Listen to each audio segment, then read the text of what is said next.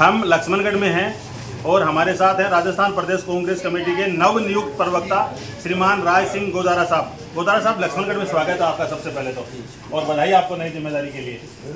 क्या कहना चाहेंगे जो नई जिम्मेदारी कांग्रेस आलाकमान ने आपको दी है उस पर? मैं हमारे प्रदेश कांग्रेस के अध्यक्ष माननीय गोदारा जी का हृदय से आभार व्यक्त करता हूं और कांग्रेस नेतृत्व का आभार व्यक्त करता हूं कि मुझमें इस प्रतिभा को उन्होंने पहचाना और मुझे ये जिम्मेदारी दी। जैसा कि आपको पता है, राजस्थान एक बार फिर चुनावी मोड में है और कांग्रेस ने बिना कोई गठबंधन करे 7 सीटों पर उम्मीदवार नियुक्त तय कर दिए हैं। तो क्या रणनीति है सर, इस बार गठबंधन नहीं हुआ आपका बीएपी से, आरएलपी से, क्या वजह मानते हैं? देखिए, जहाँ तक गठबंधन का प्रश्न है तो इंडिया गठबंधन के अंदर ये लोग हमारे साथ में है और हमारा प्रदेश नेतृत्व का ये मानना था कि हम बिना गठबंधन के ही चुनाव के अंदर जाएं। और दूसरी बात यह है कि अगर मान लो हाईकमांड इस बात पे कुछ निर्णय करते और जो गठबंधन के दूसरे साथी हैं वो कुछ कहना चाहिए कि कुछ मतलब बराबर की सी उस बात पे आते तो निश्चित तौर पे मैं समझता हूँ कि गठबंधन हो सकता था। लेकिन उन्होंने तो सारी सीटें ही वो मांगने लग गए, तो कोई एक बेस तो होना चाहिए। आज इतनी बड़ी पार्टी है, हिंदुस्तान को आज़ाद कराने वाली पार्टी और राजस्थान का मुख्य विपक्षी दल है, उसके बावजूद हम आपको कंसिडर कर रहे हैं तो आप तो सब कुछ ही मांगने लग गए।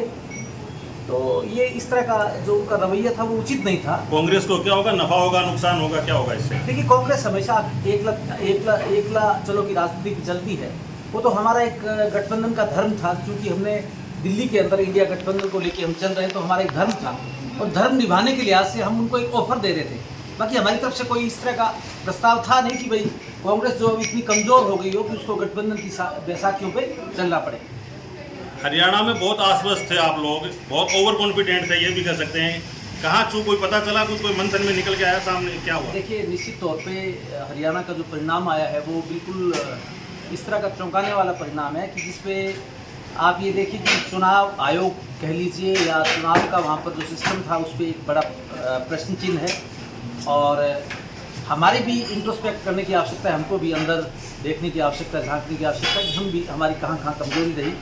और मैं समझता हूँ कि उसमें एक बड़ी कमजोरी जो हमारी जो रह सकती थी या रही होगी, वो हमारी संगठन का जो स्ट्रक्चर था वो काफ़ी लंबे समय तक इस स्ट्रक्चर वहाँ पर था नहीं। और उसके अलावा इन्होंने अमित शाह जी ने दिल्ली में बैठ कर के और स्टेट के प्रत्येक कलेक्टर को फ़ोन करना और सिस्टम को तोड़ मरोड़ करना, तो निश्चित तौर पे इसमें बड़ी भारी बेईमानी हुई है। और मैं तो ये कहना चाहता हूँ इस निर्णय के बाद में, हरियाणा के चुनाव के रिजल्ट आने के बाद में, कि आने वाले वक्त के अंदर हमें कांग्रेस पार्टी को, बल्कि इंडिया गठबंधन को, तमाम विपक्षी दलों को ईवीएम के बारे के अंदर उस पर निश्चित तौर पे विचार करना पड़ेगा।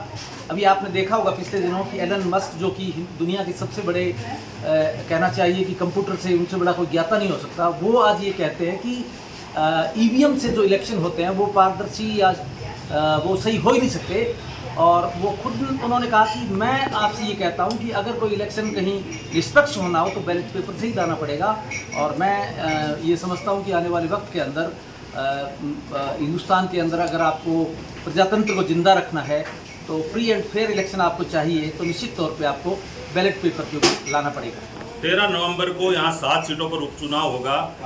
क्या मुद्दे हैं कांग्रेस के, जिन मुद्दों को लेकर आप जनता के बीच जा रहे हैं? कांग्रेस के पास तो तमाम इस सरकार की जो 8-9-10 महीने की जो सरकार है, जो भजनलाल जी की पर्ची सरकार है, जिसको कि ये प्रवक्ता भी इनके स्वीकार करने लगे कि हाँ हमारी सरकार जो पर्ची की सरकार है, उसके जो मुझे कहना चाहिए कि इनके पास बताने के लिए कुछ है ही नहीं। आज ये बड़ी बड़ी बातें करते हैं कि हम विपक्ष विदेश में जाके ये सैर सपाटा करके आए हैं और ये बड़ी बड़ी बातें करते हैं कि साहब हम वो करके वहाँ से क्या बोलते हैं फॉरेन इन्वेस्टमेंट लेके आए।